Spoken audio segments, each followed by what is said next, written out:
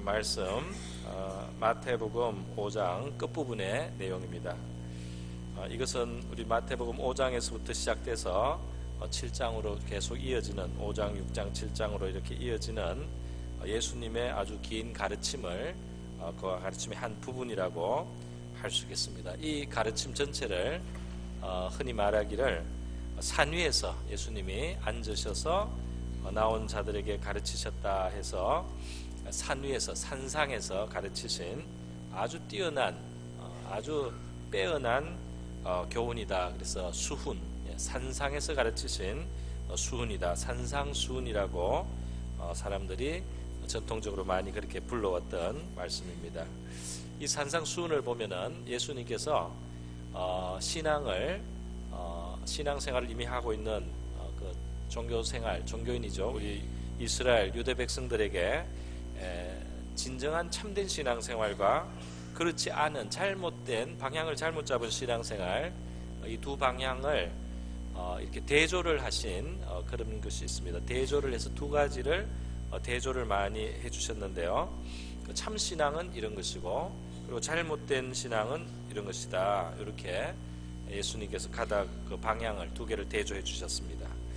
그 당시에 종교 지도자였던 바리새인들을 비롯한 많은 사람들이 사실 유감스럽게도 이 방향을 잘못 잡았어요. 그래서 잘못된 방향의 신앙으로 갔기 때문에 예수님은 그것을 다른 곳에서 책망도 하시고 이렇게 하는데, 여기서 정말 하나님이 원하시고 기뻐하시는 하나님의 마음에 맞는, 하나님의 의도하고 맞는 그 신앙의 삶은 어떤 것이냐, 이것을 가르쳐 주신 것입니다. 오늘 그래서 우리 산상순의 다른 본문, 다른 구절들도 함께 좀 생각을 하고 또 이 본문을 중심으로 뒷부분에서는 제가 말씀을 좀 전하려고 합니다.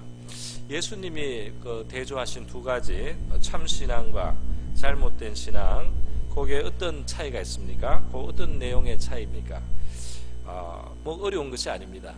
바른 신앙, 참 신앙은 뭐냐 하면 하나님을 의식하면서 살아가는 겁니다.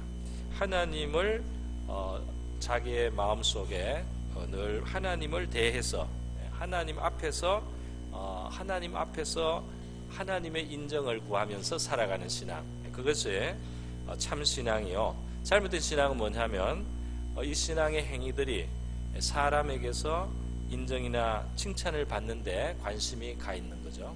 그래서 하나님을 의식하기보다는 이 사람들을 의식해서 사람들이 어떻게 볼까, 또 이렇게 하면 칭찬을 받고 사람들이 나를 존경할 것이다, 이렇게 생각하는 그 방향에서 신앙생활이 자꾸 이루어질 때 이것이 바로 방향을 잘못 잡은 신앙이라는 겁니다. 그래서 우리 신앙생활이라는 그 이름은 좋은 것이지만 우리의 인간의 이 태도가 잘못되면 이것마저도 우리 잘못된 것으로, 이 신앙도 잘못된 모양이 얼마든지 있을 수 있다는 것을 예수님이 말씀해 주셨어요. 근데 예수님께서 이 산상수훈을 통해서 가르치신 또 중요한 것이 있습니다. 하나님에 대해서 오해하고 있는 것들을 바로잡아 주셨는데요. 그 중에 중요한 것이 뭐냐면 이 하나님의 거룩하심은 우리가 쉽게 생각하는 것보다 훨씬 더 깊이가 있고 또 훨씬 더 높이가 있는 것이어서요. 우리가 그냥 대충 우리가 이만하면 됐다 하는 그런 생각으로 우리 사람이 하나님 앞에 자기를 의롭다고 세울 때 잘못하기가 쉽다는 것입니다. 다시 말해서 구체적으로 말하면 나는 살인죄를 짓지 않았습니다. 10계명에 6계명에 살인하지 말라 그랬는데 나는 살인죄를 짓지 않은, 나는 죄인이 아닙니다.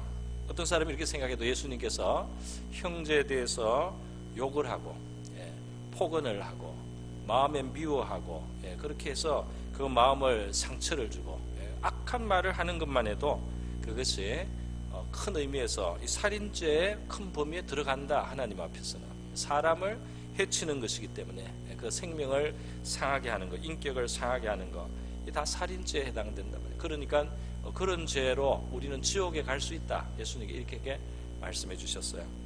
또 나는 간음죄를 실행하지 않았습니다. 그렇게 되면 나는 깨끗합니다. 이렇게 혹시 사람이 생각할지라도 우리의 눈으로 음욕을 품고 마음에 품고 눈으로 품은 그 음욕이 그런 눈으로 이성을 바라봤을 때 이것이 마음으로 간음한 죄가 된다. 그래서 하나님의 이 큰 간음죄의 범위에 그 죄가 들어가고 그것이 지옥에 갈 수 있는 죄가 된다. 이렇게 예수님께서 하나님의 거룩한 기준을 보여주셨어요. 그렇게 해서 사람이 하나님 앞에서 누구나 하나님의 자비와 인자가 필요한 존재라는 것을 예수님은 가르쳐 주셨던 것입니다. 다른 곳 누가복음 18장에서도 예수님께서 그 비유를 하나 드셨습니다. 사람들이 다른 사람, 아주 정말 손가락질 받는 사람하고 자기를 비교해서요, 나는 저 사람이 하는 저런 손가락질 받는 행위를 안 했습니다. 그렇기 때문에 나는 이렇게 의롭고 또 깨끗하게 경건하게 살았습니다. 혹시 누가 이렇게 하나님 앞에 나와서 그런 자기 자랑하듯이 그렇게 말하면 하나님이 볼 때 그 사람이 잘못됐다는 거예요. 그 사람은 자기를 하나님의 거룩함 앞에 세우지 않고, 저게 손가락질 받는 사람하고 자기를 비교해서 그 사람보다 나으니까, 나는 신문에 나는 죄를 안 지었으니까, 나는 법정에 가서 그 감옥에 가는 그런 죄를 안 지었으니까 난 죄인이 아니다. 이렇게 하면 하나님께서 보실 때 그 자체가 이미 하나님 앞에 불의한 모습이다. 그렇게 예수님이 말씀을 해주셔서 차라리 하나님 앞에 나와서 나는 정말 희망이 없는 죄인이고 하나님의 긍휼밖에는 받을 내가 하나님 앞에 소망이 없습니다 하고 하나님 앞에 나오는 사람이 있다면 그 사람은 하나님이 의롭게 여겨주신다고 그렇게 예수님이 가르쳐 주셨어요. 하나님의 거룩한 기준 앞에서 사람들이 서야 된다는 것을 그 하나님의 그 기준이 율법의 참뜻이 무엇인지를 예수님이 그렇게 설명을 해줬어요. 근데 이것뿐이 아니고 이 산상수훈에서 아주 중요하고 또 위대한 예수님의 중요한 가르침이 있는 겁니다. 그것이 무엇이냐면요, 바로 하나님께서 우리들의 아버지가 되신다는 사실을 예수님이 굉장히 강조해서 말씀하신 거예요. 하나님이 너희의 아버지다 그랬어요. 이 거룩하신 하나님이 너희의 아버지다. 우리의 그 중심을 다 아시는 그 창조주께서 다름이 아니라 바로 너희들의 참되신 아버지라고 예수님께서 가르쳐 주셨습니다. 그 자녀를 낳고 또 기르고 보호하고 그 자녀를 지극히 관심으로 대하는 그 아버지라는 존재로 하나님을 설명해 주신 거예요. 그래서 마태복음 5장에서부터 쭉 보면은 계속해서 이 아버지라는 말을, 하나님이 아버지라는 말을 예수님이 계속해 주셨는데요, 이것은 예수님의 이 가르침을 처음 받던 사람들에게 있어서는 굉장히 충격적이고 신선한 이야기입니다. 우리는 지금 성경에서 이게 익숙해졌어요. 우리 하나님 아버지라는 말을 늘 입에 붙이다시피 하니까요, 익숙해졌는데 이 예수님 당시의 사람들이 볼 때는 하나님이 우리의 아버지라고 계속 예수님이 말씀해 주시는 것이 너무나 새롭고 충격적인 사실이었습니다. 왜냐하면 구약 성경을 다 통해서 말이죠, 이 하나님을 아버지라고 부른 적이 서너 번밖에 없어요. 3번, 4번. 그것도 백성들의 입으로 하나님을 아버지라고 부르는 것이 아니고 선지자들이 꾸짖거나 또는 소망을 주기 위해서 하나님이 너희 아버지신데 왜 이러냐 하는 식으로 그렇게 이제 책망하는 쪽으로 말할 때 그게 나오지, 이 백성들의 보편적인 삶 속에 하나님을 우리 아버지다 이렇게 담대하게 아버지라고 그렇게 할 수 있는 그런 경우가 거의 없는 것입니다. 그런데 예수님은 굉장히 지금 빈번하게 아버지라는 말씀을 하고 있는데 얼마나 빈번한가 제가 한번 소개해 드리겠습니다. 마태복음 5장 16절에 보면은 너희의 선행을 이 세상에서 너희가 선하게 살아서 그 빛이 비치게 하라 그랬어요. 너희 사람들 앞에 너희 착한 행실을 보고 하늘에 계신 너희 아버지께 영광을 돌리게 하라. 너희가 착한 행실로 선행으로 세상을 살아가면 너희 아버지가 영광을 받으신다. 그렇죠? 또 마태복음 6장 1절에서 너희는 사람에게 보이려고 의를 행하지 마라. 그렇게 주의하라. 그렇지 않으면 하늘에 계신 너희 아버지께 상을 받지 못한다. 하늘에 계신 아버지가 줄 상이 있다는 겁니다. 우리 아버지 하나님이 상을 주신대요. 또 예수님이 마태복음 6장 4절에서 너희가 남을 위해서 베푸는 구제를 할 때 은밀하게 하라 그랬어요. 은밀한 중에 보시는 너의 아버지께서 갚으시리라. 하나님이 아버지시다. 그리고 아버지가 갚아주신다. 또 마태복음 6장 6절에 너희 기도할 때도 사람들에게 칭찬받기 위해서 기도하지 말고 골방에 들어가서 문을 닫고 은밀한 중에 계신 내 아버지께 기도하라. 물론 우리가 모여서 기도하는 걸 하지 말라는 게 아니고요. 이 당시 사람들이 경건하게 보이려고 길에 서서 자꾸 기도를 하고 이랬나 봐요. 그래서 예수님이 은밀하게 하나님 앞에 기도하고 사람에게 칭찬받는 그런 일을 조심하라. 그렇게 하면서 은밀한 중에 보시는 내 아버지께서 갚으시리라. 하나님을 계속 아버지라고 합니다. 또 마태복음 6장 8절에 보면은 그렇기 때문에 이방인들이 말을 많이 해서 자기 신을 설득하는 그런 식으로 뭐 주문 외우듯이 그렇게 기도하지 말고 너희 구할 것을 하나님 앞에 그냥 진실히 구하면 되는데 구하기 전에 너희에게 있어야 할 것을 하나님 너희 아버지께서 아시느니라. 계속 하나님 아버지라고 하는 거예요. 또 마태복음 6장 9절에 가면 그러므로 너희는 이렇게 기도하라. 기도를 가르칩니다. 하늘에 계신 우리 아버지요. 기도할 때 하나님을 아버지라고 부르면서 기도하라. 이름이 거룩히 여김을 받으소서 하고 아버지라고 부르라. 마태복음 6장 14절에도 너희가 사람의 잘못을 용서하면 너희 하늘 아버지께서도 너희 잘못을 용서하실 것이다. 또 반대로 15절에는 너희가 사람의 잘못을 용서하지 아니하면 너희 아버지께서 하나님이 아버지 되신 하나님이 너희 잘못을 용서하지 아니하시리라. 아버지한테 우린 용서 받아야 되는 자녀인데요. 아버지한테 용서를 안 받는 못 받는 곤란한 자리가 되지 않도록 하라는 겁니다. 또 마태복음 6장 18절에 금식에 대해서 가르치면서도 말씀해요. 금식하는 자가 사람에게 보이지 않고 오직 은밀한 중에 계신 내 아버지께 보이게 그렇게 기름을 바르고 그리고 화장을 하고 머리를 빗고 깨끗하게 해서 금식을 하는지 잘 모를 정도로 사람들에게 그렇게 은밀하게 아버지께만 보이도록 그렇게 금식하라. 은밀한 중에 보시는 내 아버지께서 갚으시리라. 하나님을 계속 아버지라고 합니다. 또 마태복음 6장 26절에 가서 공중의 새를 보라. 심지도 않고 거두지도 않고 창고에 모아 들이지도 않는데 너희 하늘 아버지께서 기르시나니 너는 이것들보다 귀하지 않느냐. 이 하늘 아버지가 얼마나 자상하신 분이냐면은 새들도 공중의 새들도 그걸 길러주시고 먹을 것 찾게 해주시고 가야 될 자리로 때따라 옮겨가면서 찾아가기도 하고 그 하나님이 다 돌보시는 아버지시단 말이죠. 새보다 귀한 너희를 어떻게 대하시겠느냐. 아버지께서 또 6장 32절에 먹고 마시는 문제로 걱정하면서 사는 사람들 기도가 항상 그것만 구할 때 그렇게 이방인들처럼 기도하지 말고 너희 하늘 아버지께서 이 모든 것이 너에게 있어야 할 줄을 아신다. 그러니까 하나님의 나라와 의를 먼저 구하고 그 다음으로 그런 걸 구해도 된다. 이렇게 예수님께서 계속 하나님을 하늘에 계신 너희 아버지라 말씀하는 거예요. 네. 또 마태복음 7장 11절에 보니까 너희가 악한 자라도 자식에게 좋은 걸 줄 줄 아는데 하물며 하늘에 계신 너희 아버지께서 하나님이 너희 아버지인데 아버지께서 구하는 자에게 좋은 것으로 주시지 않겠느냐 했습니다.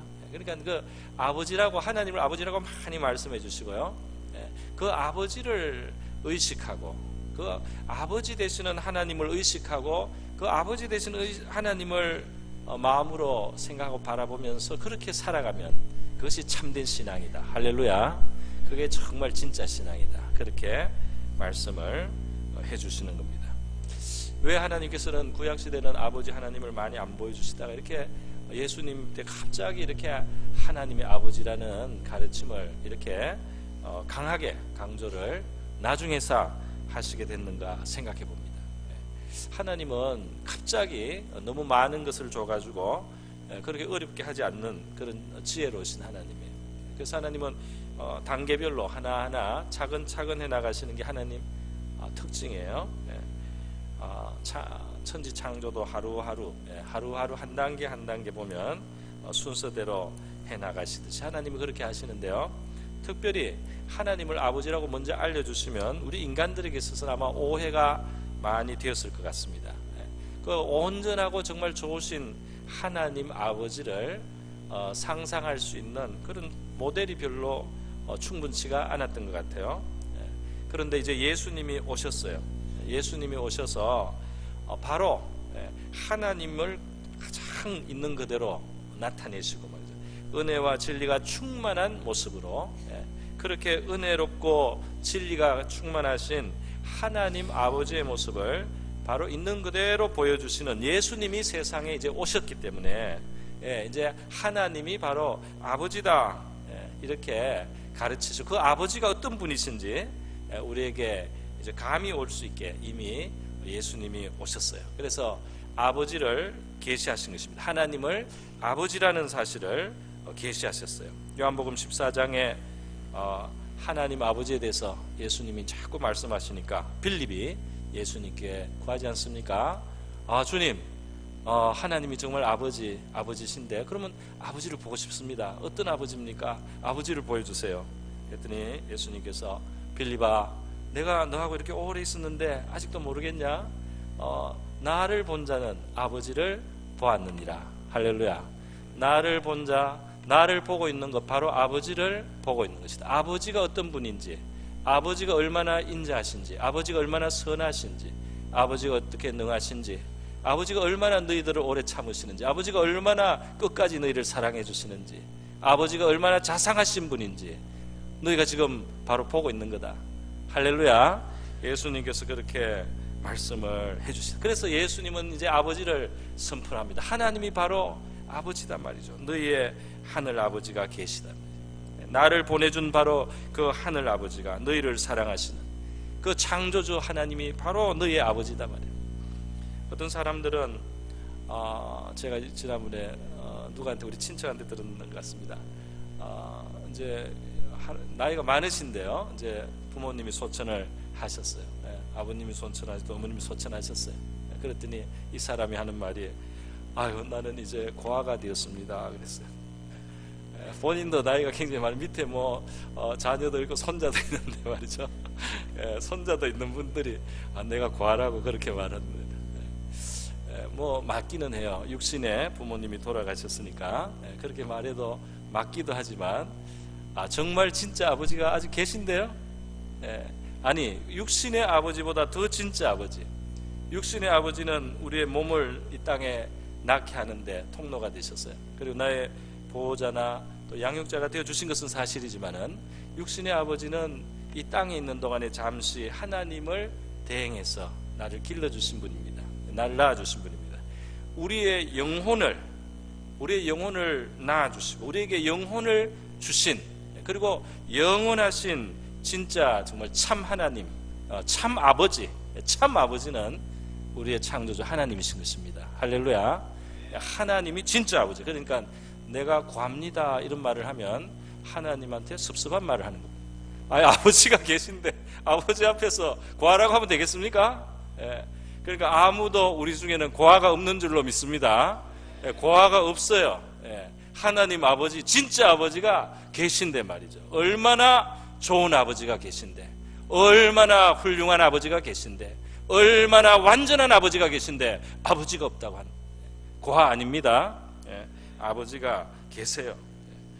자, 여러분, 이렇게 예수님이 하나님을 아버지라고 자꾸 우리가 한번 마음속에 제일 좋은 아버지를 생각해봐도 그 아버지보다 하나님 아버지가 더 좋은 아버지입니다. 할렐루야. 저와 여러분, 바로 당신의, 바로 이 자리에 있는 저와 여러분, 바로 당신의 참 아버지는 너무나 좋으신 분이에요. 너무나 훌륭하신 분이에요. 너무나 은혜로우신 분이에요. 너무나 선하신 분이에요. 너무나 사랑이 풍성하신 분입니다. 너무나 지혜로우신 분입니다. 그런 아버지가 저와 여러분에게 있습니다. 할렐루야. 이 아버지가 있다는 사실을 예수님이 말씀해 주신 거예요. 너희들이 얼마나 좋은 아버지가 있는 존재인지를 알아야 된다. 그 아버지가 있는데 아버지 있는 줄 모르고 말이죠. 고와 같은 마음으로 그렇게 불행하게 살지만 너희의 생각을, 그 눈을 가려가지고 그 아버지를 보지 못한 외롭고 쓸쓸하고 슬픈 고아처럼 그 고아의 마음을 갖고 살 필요 없단 말이에요. 그 아버지를 알으라고 예수님이 말씀해 주십니다. 할렐루야. 그래서요, 예수님께서 이 아버지에 대해서 말씀을 해주십니다. 그래서 오늘 본문 말씀해 보니까 예수님이, 우리 본문 말씀 보면은 하나님의 얼마나 이 하나님의 그 기준이 높은가 말이죠. 우리에게 아버지의 온전하심 같이 온전하라 이렇게 하시는데요, 그 아버지의 온전하심이 어떤 온전하심입니까? 어떤 온전한 아버지시냐? 예수님이 설명을 해 주셨어요. 뭐라고 했느냐면 하나님이 45절 중간입니다. 하나님이 그 해를 악인과 선인에게 비춰 주신다 그랬어요. 이 땅에는 악인도 있고 선인도 있습니다.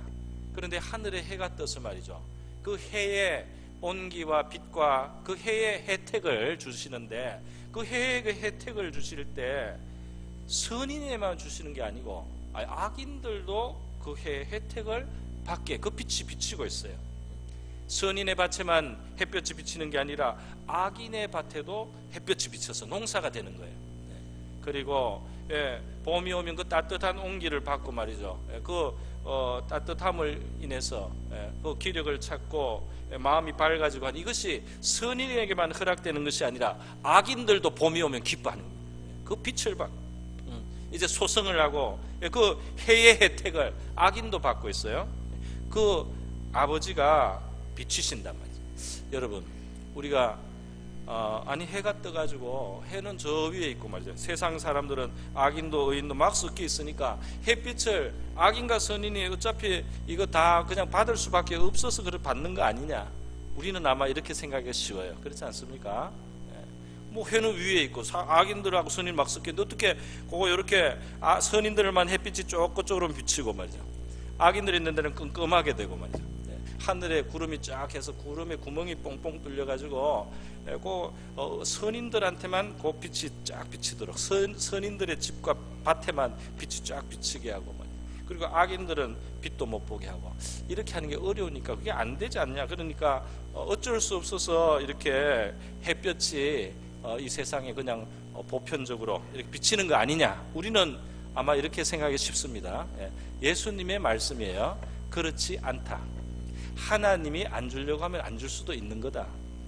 그 악인들에게는 빛을 안 주고 선인들에게만 비추려고 하는 능력이 없어서, 하나님이 그렇게 요 사람 주고 요 사람 안 줄 능력이 없어서, 그걸 구분할 능력이 없어서 하나님이 그냥 다 주는 게 아니고, 하나님이 알면서 이 사람 악인이고 이 사람 선인이고 이 사람 자격이 있고 이 사람 없고 이런 거 하나님 알면서 하나님이 악인에게도 빛을 비춰주시는데, 그것은 하나님 자신의 선함에서 나오는 거다. 할렐루야. 이 사람이 악인인데도 주는 게 아니고 하나님이 선하시기 때문에 그 악인에게도 주어지는 겁니다. 할렐루야.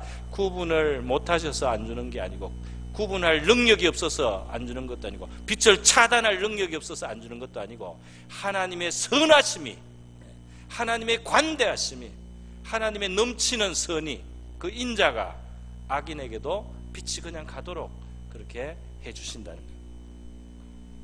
햇빛만 그런 것이 아닙니다. 비도 그렇다는 거예요. 비를 의로운 자와 불의한 자에게 내려주심이라, 예수님 말씀이에요. 비가 의로운 사람의 밭에만 내리고 불의한 사람에게는 비 한 방울도 안 오고, 이렇게 여기만 어떻게 비가 내리고 말이죠. 바로 옆에 여기는 비가 안 내리고 이러지 않고 보편적으로 비가 오지 않습니까? 하나님이 몰라서 또 구분할 수가 없어서 그렇게 조절할 수가 없어서 하나님이 어쩔 수 없이 주는 게 아니라, 하나님이 아시면서 불의한 사람에게도 그 비를 내려서 먹을 양식이 자라게 하고 그 사람도 먹을 게 있게 하시는 그 하나님은 그 선의에서, 하나님의 선의에서 그것이 나온다는 겁니다. 우리가 이걸 좀 생각해 볼 수 있겠어요? 오늘 해와 비는 좀 옛날 이 시대, 농사 시대에 아주 중요한 거라면 오늘 우리에게 있어서는 말이죠. 우리가 잘못한다고 하나님이 전기 바로 끊어버리고, 우리가 좀 잘못 있을 때 가스 바로 끊고, 그 다음에 또 뭐 좀 잘못하면 전화 끊고, 하나님이 이렇게 할 수 없어서 그런 게 아니고, 우리가 잘못 있고 불의할 때도 있고 우리가 악인의 자리에 설 때도 있는데, 하나님께서 그 선하심이, 하나님 자체에 있는 그 선이 악인도 기본적으로 먹고 살게, 악인도 기본적으로 생존할 수 있게, 악인도 어떤 혜택을 어느 정도 누릴 수 있게 해주시는 그 하나님의 선하심이 그렇게 한다는 겁니다. 할렐루야. 여러분, 그러나 가끔은 말이죠, 우리가 성경을 보고 하면 하나님이 어떤 필요에 있어요, 이 일을 하십니다. 이 구분을 하시는 거예요. 그래서 어떤 시대에 하나님이 경고를 하시다가 백성들이 죄가 이제는 회개를 안 하면 안 되고 심판을 받는 것보다는 차라리 고통을 당해서 회개하는 것이 필요하다. 그래서 하나님이 기근을 주시기로 작정하면 이스라엘에 기근이 오는 겁니다. 하나님이 꼭 기근을 내려야만 지금 되겠다. 하나님이 하시려면은 이스라엘에 기근이 오고, 옆 나라에는 풍년이 와도 이스라엘에 기근이 오게 할 수 있는 겁니다. 하나님이 가끔은 그렇게 하셔요. 그러나 평상에, 보통의 때 하나님은 이 구분하지 않는 것처럼, 마치 구분을 못 하시는 분처럼 보일 정도로, 그래서 하나님을 어떤 사람은 좀 만만하게 생각하고, 하나님이 정말 계신가 이렇게 여겨질 정도로, 그렇게 오해를 받을 정도로 사실은 하나님의 선하심이 넘쳐서요, 악인에게도 불의한 자에게도 일정한 혜택을 베푸시는 하나님의 선하심이 있다, 이 말입니다. 할렐루야. 그런 분이 너희의 아버지다, 이렇게 말씀을 하시는 거예요. 너희의 아버지는 그런 하나님이다, 이렇게 예수님이 말씀을 하는 거예요. 우리는 살다 보면은 사실 그렇게 생각할 때가 있어요. 하나님이 좀 구분을 좀 해줘서, 확실하게 좀 구분을 해줘서 말이죠, 잘못을 하면 그냥 바로 그냥 해를 안 비치고, 바로 그냥 비도 한 방울 안 떨어지게 하고, 바로 가스도 끊고, 바로 전기 끊고, 바로 전화 끊고, 그리고 바로 그냥 직장에서 끊어지고, 밥통도 끊고, 이렇게 하나님이 아주 매섭게 좀 해줘야 될 텐데, 하나님 왜 이렇게 느슨하셔? 이렇게 왜 악인이 그냥 저렇게 햇볕 보고 살아? 왜 악인도 저렇게 풍년을 얻어? 그렇게 우리가 어떨 때는 불만할 때가 있어요. 많은 사람들이 그렇게 생각할 때가 있어요. 그런데 중요한 것은 이것입니다, 여러분. 하나님의 이 넘치는 선하심이 말이죠, 악인에게도 그 일정하게 살아갈 수 있게 베풀어 주시는, 악하다고 바로 그 잘못했다고 바로 그냥 전기 끊고 가스 끊지 않고 그냥 계속 공급해 주시는 그 하나님의 그 선하심이 오늘 저와 여러분을 살게 하는 겁니다. 할렐루야. 그 선하심 때문에 우리가 사는 거예요. 우리가 의로와서 항상 해보고 비볼 자격 있는 것이 아니다, 이 말입니다. 우리가 바로 수혜자라는 겁니다. 할렐루야. 우리가 바로 그 선하심의 수혜를 입고 있어요. 근데 이걸 잊어버려가지고 왜 바로 불벼락을 안 때리냐고, 왜 바로 심판을 안 하냐고 큰일 날 소리를 하는 겁니다. 여러분, 그래서 예수님께서 지금 너희 아버지가 그런데 그 아버지의 선하심을 너희들도 누리고 있다는 사실 기억하라는 거예요. 그러면서 말씀하는 거죠. 잘못된 가르침을 바로 잡아주셨어요. 잘못된 가르침이 뭐냐? 그 당시에 내 이웃은 사랑하고 원수는 미워하라, 이렇게 가르쳤는데요, 성경에 없는 소리입니다. 성경에는 이웃을 사랑하라는 말은 있어요. 근데 원수를 미워하라는 말씀은 없어요, 율법에. 근데 유대인들이, 바리새인들이 이웃은 사랑하라는 말은 맞는 것 같은데, 내가 미워하는 사람은 내가 미워하고 나하고 사이가 안 좋은 사람은 내가 미워하는 게 정당하지 않냐 하고 그걸 붙였어요. 갖다 붙였어요. 내 이웃을 사랑하는 말에다가 미워할 수 있는 권리도, 미워할 수 있는 것도 정당화하려고, 이웃은 사랑하고 원수는 미워하라고 살을 그렇게 붙여서 가르친 겁니다. 그러니까 미워할 수 있는 권리가 있는 것처럼 그렇게 했어요. 근데 예수님이 그 잘못된 가르침이다. 원수를 사랑하고 이렇게 가르쳐요. 나는 너에게 이르니 원수도 사랑하고 그리고 너희를 어렵게 하고 박해하는 자를 위해서 기도하라. 이렇게 말씀을 하시는 거예요. 참 그래서 이 말씀을 보면 예수님이 보여주시는 하나님의 뜻이, 우리를 향하신 그 하나님이 굉장히 높구나.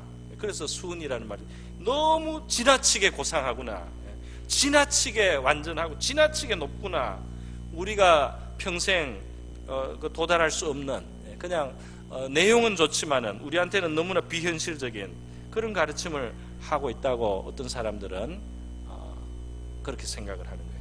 그러나 여러분 어떻습니까? 하나님은 우리가 하나님께 어떤 관대하고 넓은 사랑을 받고 있으며 그분이 아버지로서 우리에게 어떻게 선대하고 계신 것에 대하여 우리가 정말 알고 또 믿고 그 아버지 앞에서 살아가는 사람답게, 그래서 그 자녀답게, 사랑받는 자녀답게 살으라고 하시는 겁니다. 그 사랑을 받고 있다는 사실을 알고 살으라는 겁니다. 그것이 나타나는 방법이, 우리를 미워하거나 우리에게 좀 어렵게 하는 사람이 있어도 말이죠, 우리 안에 있는 사랑받은 자녀의 마음의 여유와 간용을 가지고 오히려 선대를 해주고, 그리고 내가 사랑하기 어려우면 하나님 저 사람을 사랑할 수 있게 해주세요, 또는 내가 미워하지 않게 해주세요, 또는 저 사람이 지금 잘못되게 하고 있는데 저 사람이 저렇게 해서 멸망하지 않도록, 저 사람도 의의를 알고 선한 길로 가도록, 저 사람의 삶에 참된 만족이 있어서 저렇게 해코지를 안 하고 저렇게 삐뚤어지게 안 살게, 저 사람의 인생도 건강하게 되고 저 사람도 바른 마음을 갖고 바른 삶을 살고 그래서 바른 행복을 알고 살아가는 사람이 되게 해주세요. 이렇게 기도하라고 예수님이 가르쳐 주십니다. 할렐루야. 그런데 그렇게 하는 것이 우리가 아버지 앞에 넘치는 선대를 받고 있는 그 사랑받는 자녀다운 모습이라는 겁니다. 할렐루야.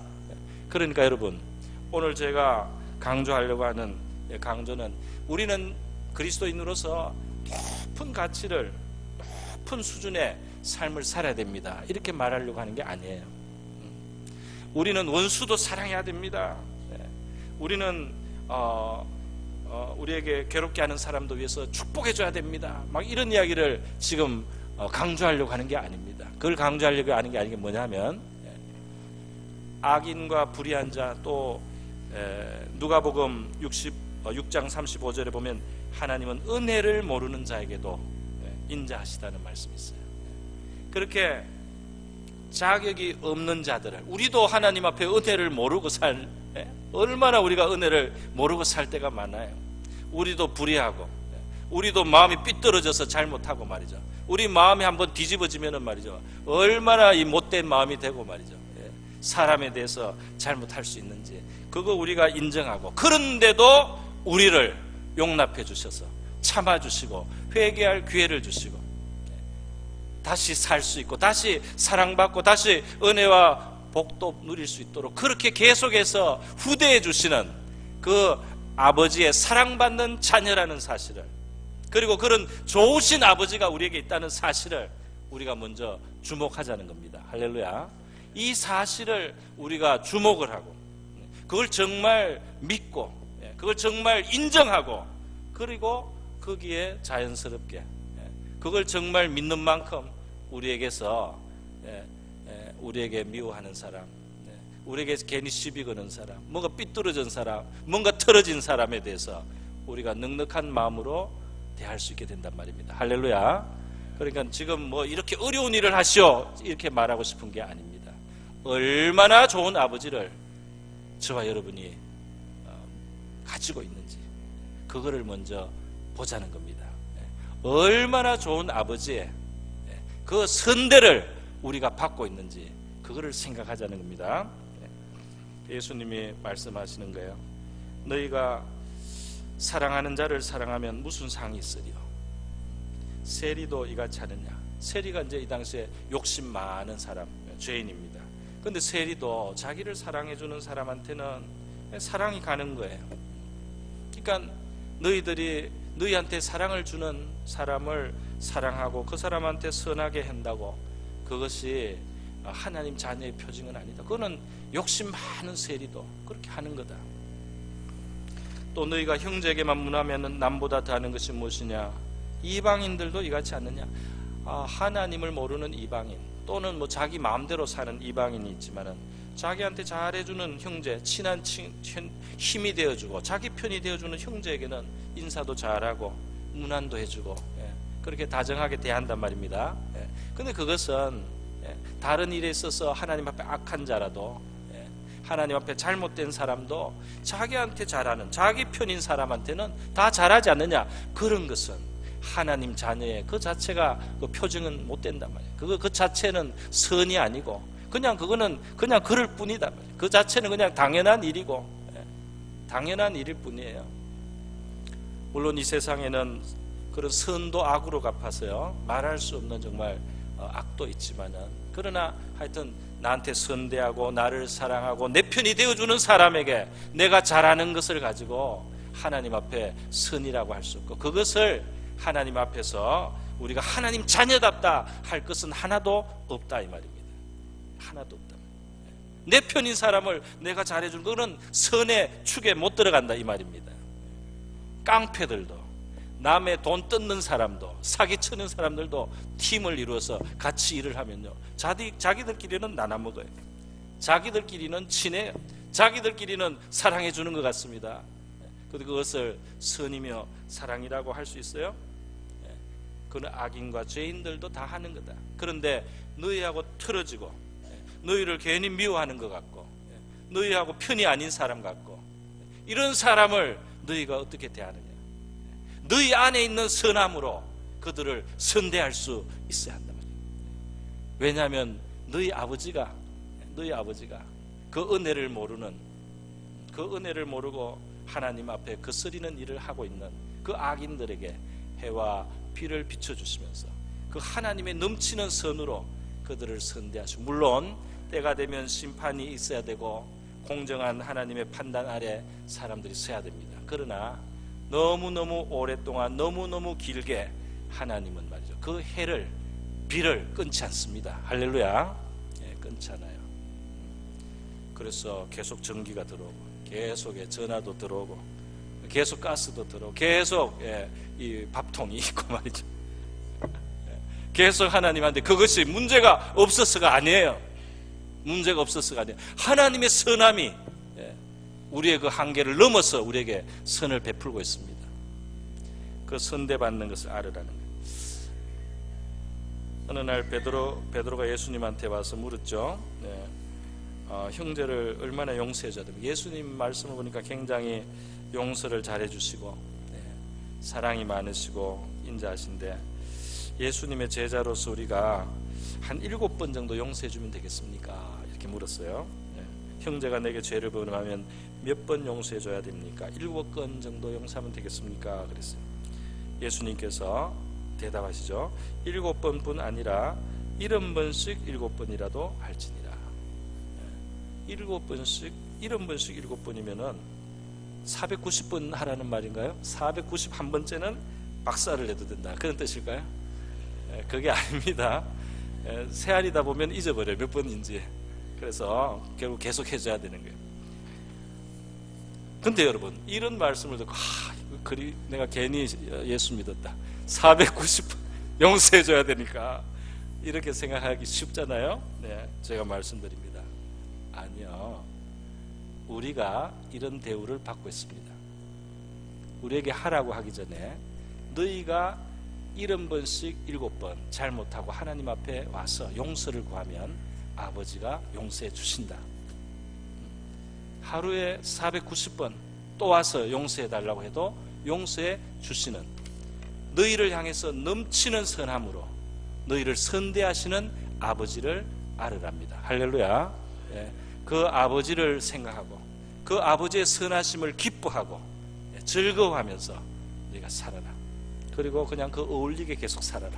다른 사람을 대할 때 그 어울리게 그렇게 사랑받는 하나님의 자녀라는 거 그거를 기억하면서 살아라. 할렐루야. 아버지의 온전하심 같이 너희도 온전하라. 이 말씀이 저와 여러분에게 그대로 이루어지기를 축원드립니다. 우리 이 시간 다 같이 한번 기도하겠습니다.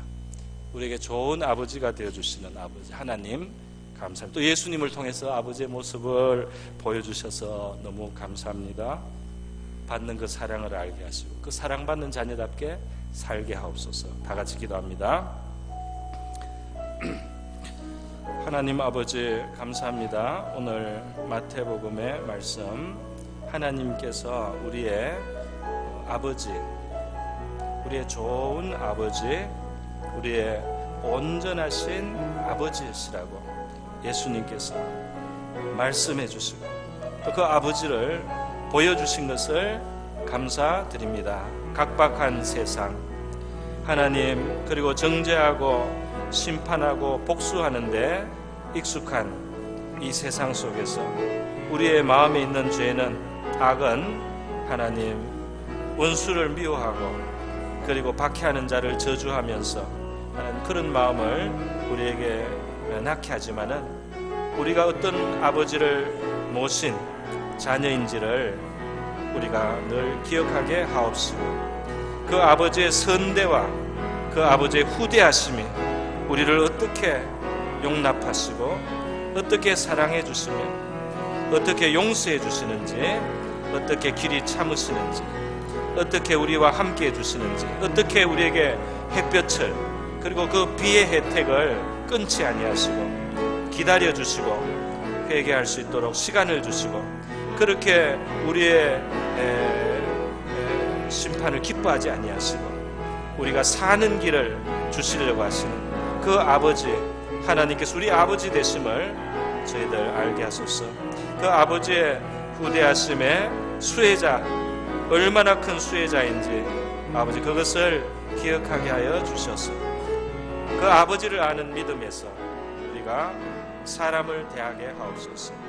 그래서 주님, 아버지의 넘치는 선함이, 아버지의 넘치는 그 인자가 은혜를 모르는 자에게도 끊지 않고 그 빛을 비춰주시고 비를 주시듯이 그 인자하심을 계속하듯이 우리는 사랑받고 그 인자를 받는 자녀의 행복과 감사를 가지고 하나님 우리를 박해하는 자, 우리의 원수를 사랑하는 또 용서하는 또 기도해 줄 수 있는 우리가 되게 하여 주시옵소서. 할렐루야. 감사합니다. 우리 아버지의 좋으심을 우리가 더 알아가기를 원합니다. 우리 아버지의 풍성하신 은혜의 세계를 알게 하소서. 하나님 아버지, 좋으신 아버지가 우리에게 있음을 감사합니다. 우리는 고아가 아니고 우리는 버려지지 않았습니다. 우리에게 아버지가 있음을 감사합니다. 피 흘려까지 사랑하시는 아버지가 있음을 감사합니다. 할렐루야. 고마우신 하나님 아버지, 우리 예수님을 통해서 우리에게 얼마나 좋은 아버지가 계신지 알게 해주시니 감사드립니다. 아버지의 큰 사랑과 그 인애 넘치는 선을 우리가 받고 있는 수혜자라는 사실을 기억하게 하옵시고 아버지의 사랑받는 자녀처럼 살아가게 하여 주시옵소서. 고마우신 예수님의 귀하신 이름으로 기도드립니다. 아멘.